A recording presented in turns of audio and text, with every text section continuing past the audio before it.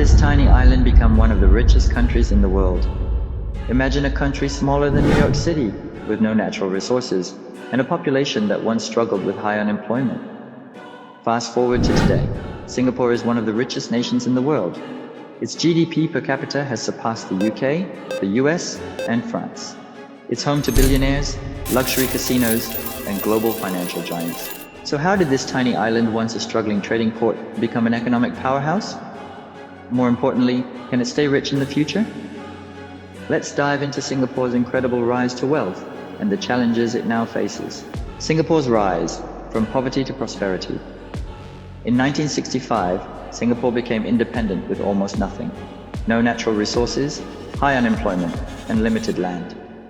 But its first Prime Minister, Lee Kuan Yew, had a vision. He knew Singapore couldn't rely on resources like oil or minerals.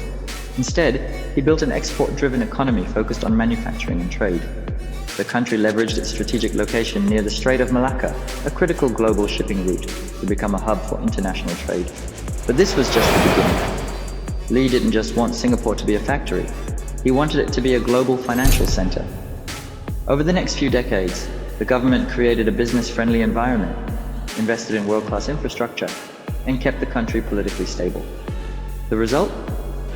By the 1980s, Singapore had transitioned from a low-income nation to a booming economy, and its growth didn't stop there. The financial transformation, Singapore's secret to wealth.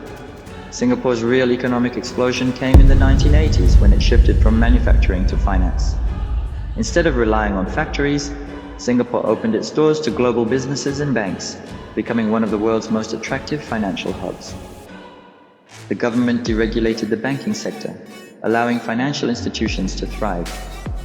Foreign companies were given huge tax incentives, and Singapore's corporate tax rate was slashed to just 17%, one of the lowest in the world. This move paid off. By the 2000s, over 4,200 multinational corporations had their regional headquarters in Singapore. Tech giants, investment firms, and even billionaires started moving their wealth into the country. But it wasn't just finance. Singapore made itself irresistible for the ultra-rich by investing in luxury real estate, high-end entertainment, and even casinos. The iconic Marina Bay Sands and Formula One night races turned Singapore into a hotspot for global elites. From an export-driven economy to a financial powerhouse, Singapore perfected the art of attracting wealth. But can it keep its grip on prosperity in a changing world? The challenges that could break Singapore's success. Singapore may be one of the wealthiest nations on earth, but staying rich is harder than getting rich. The country is now facing three major threats that could shake its dominance. First, rising competition. Other nations are catching up. Places like Dubai, Hong Kong, and even Vietnam are trying to replicate Singapore's financial model. With lower taxes, relaxed regulations, and cheaper labor, businesses may start looking for new locations to set up their regional hubs. Second, public discontent and inequality. Singapore rapid growth came at a cost. Housing prices have skyrocketed, the cost of living is rising, and younger generations are feeling left behind. While official numbers show inequalities under control, many Singaporeans believe the wealth gap is widening. Third, political uncertainty. For decades, Singapore's success was built on strict political stability and strong government control, but that's starting to change. The ruling People's Action Party, PAP, is losing popularity, and for the first time in decades, Singaporeans are questioning their leadership. With Lawrence Wong taking over as Prime Minister, can he maintain the economic miracle that Lee Kuan Yew built? Singapore has built a financial empire, but will it hold its throne or start to crumble?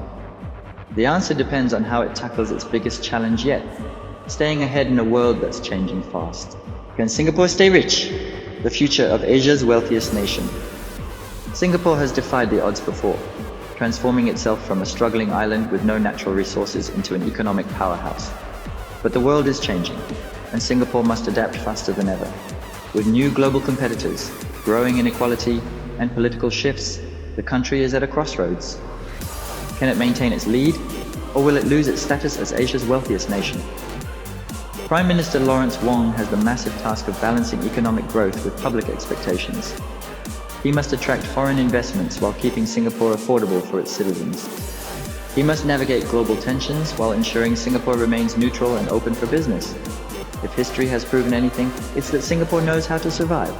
But the next decade will be its biggest test yet. Will Singapore remain a financial empire, or is its golden era fading? The world is watching. The challenge is ahead. Can Singapore stay rich? Singapore's success story is legendary, but staying at the top is a whole new challenge. Rising housing prices and the soaring cost of living are making it harder for locals to thrive in their own country. The aging population is putting unprecedented pressure on government spending. More healthcare, more support, and fewer young workers to drive economic growth. And Singapore isn't alone anymore. Countries like Vietnam and Indonesia are rapidly adopting its economic model, attracting investments that could have once gone to Singapore. But the biggest test? Leadership change. With Lawrence Wong taking over as Prime Minister, can he continue Singapore's economic miracle? Or is this the moment where cracks finally start to show? The next few years will define whether Singapore remains a global powerhouse or starts to fall behind. What more shocking is how Singapore neighbor, Malaysia with Tun Dr. Mahathir Mohamad as the Prime Minister, fought with George Soros during the Asian financial crisis. Malaysia not only saved itself, but Malaysia also saved South Korea, Thailand, Hong Kong, and Singapore. Watch this video, and I will see you there.